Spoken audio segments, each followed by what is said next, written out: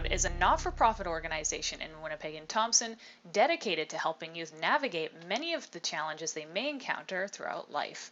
To find out more about the organization and its impact over the past century, I'm joined now by Executive Director Nancy Parker.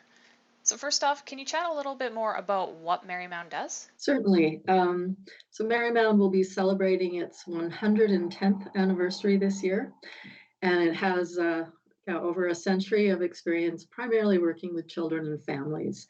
Through the decades, that's changed, but currently we do a lot of work with youth who are in care, as well as crisis service, stabilization services, and some early childhood programming up in Thompson. So what kind of programs and services does Marymound provide? Well, for youth who are in care, we have a continuum of services. We have kids that go into group care with our staff, both in Winnipeg and in the Thompson area. And as well, we have at our Scotia Street main campus, which is this beautiful land on Treaty 1 on the Red River, we have two units that are really what I would consider more treatment-oriented units for youth that are in care. And then we have what's called Independent Options Program for youth. And it's youth that are anywhere from 16 to 21, often with extensions of care.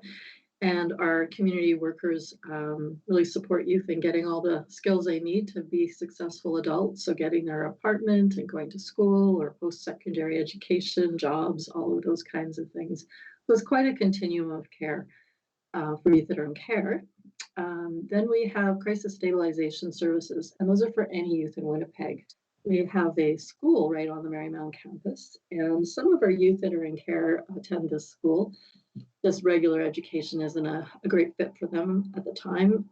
We also have a sexual abuse treatment program for children who have been sexually abused funded through United Way.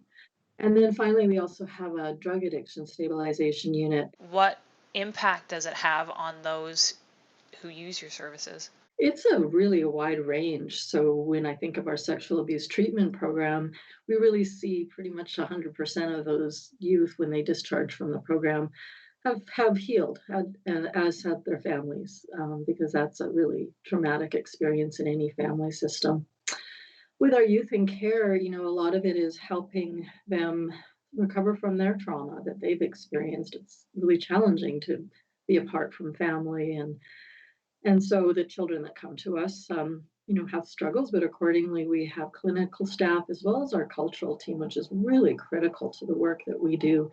And they're embedded right in the group homes or working with the kids in the school, etc. So treatment is a big thread through all of our programming, however that might look. And again, for kids, like I think of our cultural programming, often a lot of healing will happen on a canoe trip or going out medicine gathering and understanding the teachings and the stories and really gaining that sense of self that all kids need to feel that they have that hope and purpose and meaning and belonging in their lives.